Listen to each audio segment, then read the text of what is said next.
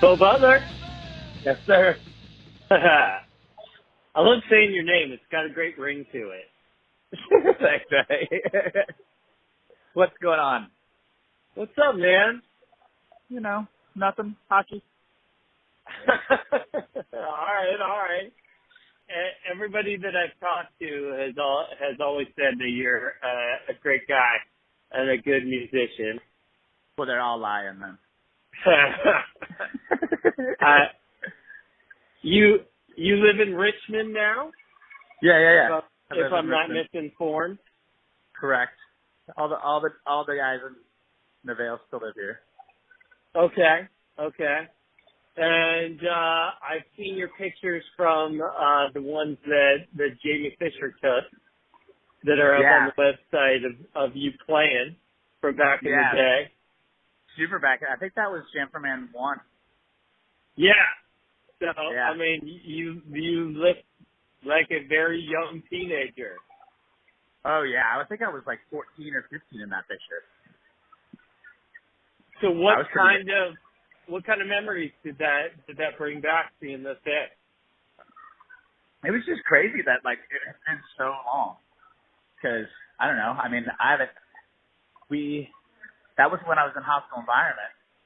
And we played that. And then I think a couple years later, when AVAIL played, when Pat Kennedy was still in the band, I wasn't officially in the band in AVAIL yet. And then the next time we did play, I was in the band, and it was just, I remember it just being super fucking weird. I remember it being really cool, like thinking about that. That was pretty neat that we could do that, but that's all I really, it was fun.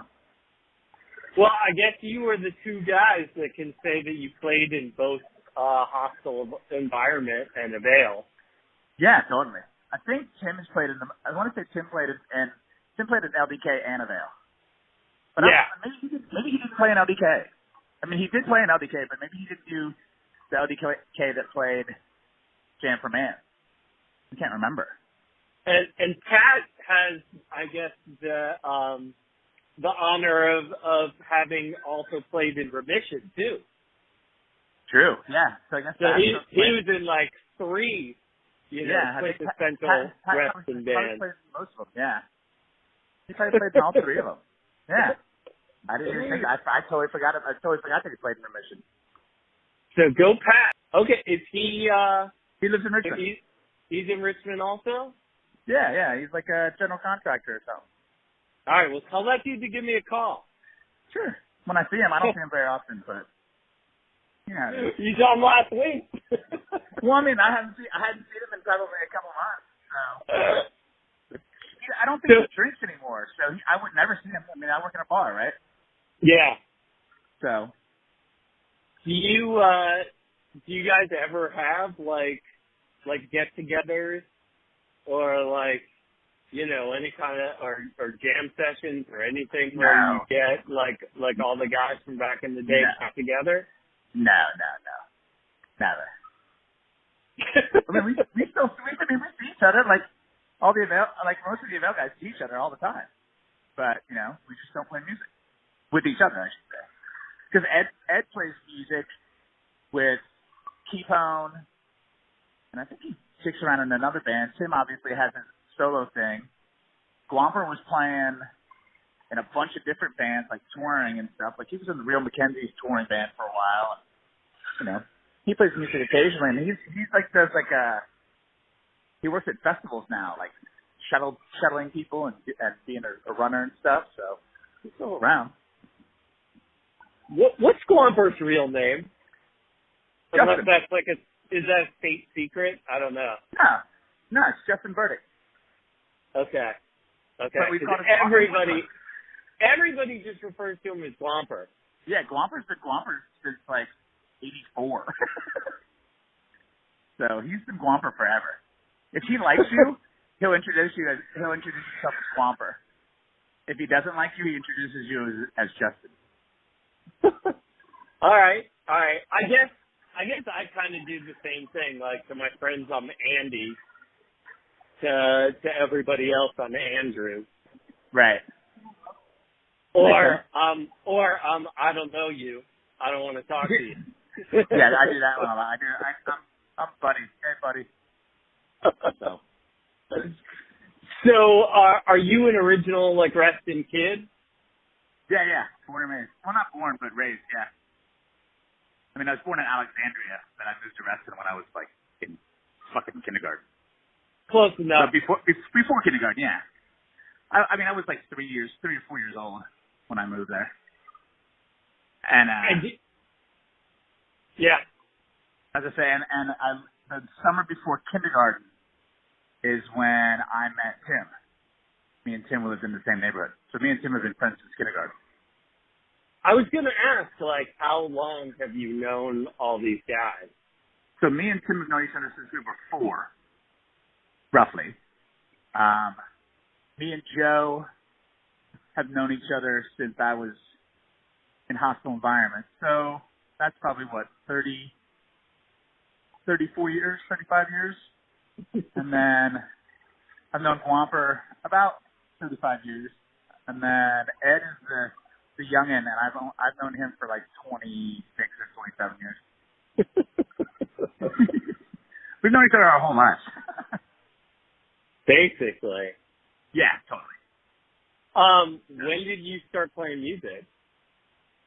I want to say, I think I'd just gone sober, so I think it was around 14.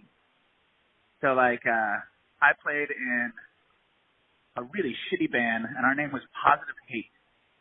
And that was with Craig Harmison and a couple other dudes. And Craig Harmison went on to start LDK. And then that didn't work out so well because it was stupid and I didn't really like it. And then I can't remember who the bass player. The bass player for Hostile Environment was like, yeah, I'm leaving or whatever. I didn't want to play anymore, so I started playing. And I think we played like, I don't know, half a dozen shows. And by shows, I mean like basement shows and Jam for Man and shit like that. And then that kind of piddled out and Remission started. And then I want to say I was probably 18 when I officially joined AVAIL. 18 or 19, something like that. So you said Remission started. You played in Remission too? No, I didn't play in Remission. I was hanging out. Me and Tim were hanging out pretty hard at that point. So we didn't, like, it was basically, I mean, it was like that dude Jason that played guitar in Remission also played in Hostile Environment. Bradley? Was that his name? Jacob Radley. Yeah. He played in Hostile Environment also. And then Andre Love was just like the go-to drummer that played in every fucking band, it seems like. Yeah. It's super funny too because both what's his name? David and Pat were in AVAIL for a hot second. I mean, Pat was in for a little while, yeah, for sure. But that's Dave sang. I think he sang for one show or something.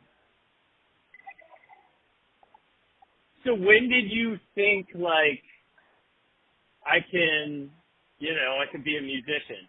I could maybe be a full-time, Never. and make it as a musician. Never.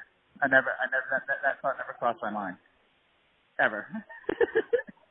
Really? Yeah, no, never.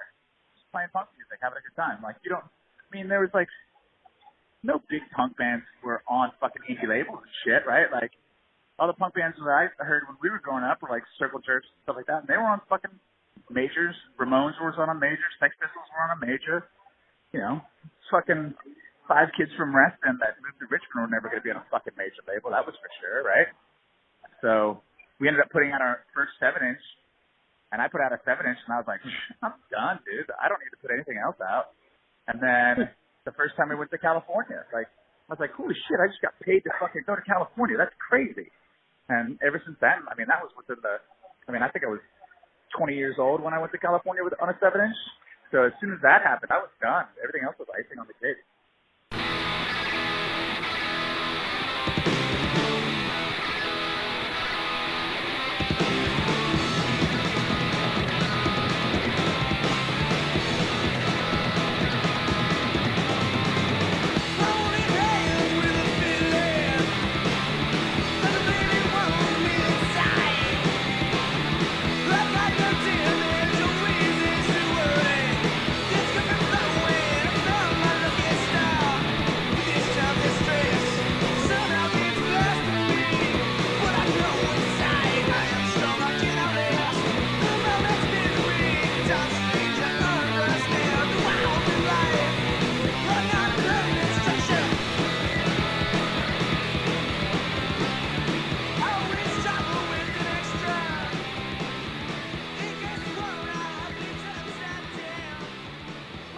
what led to that?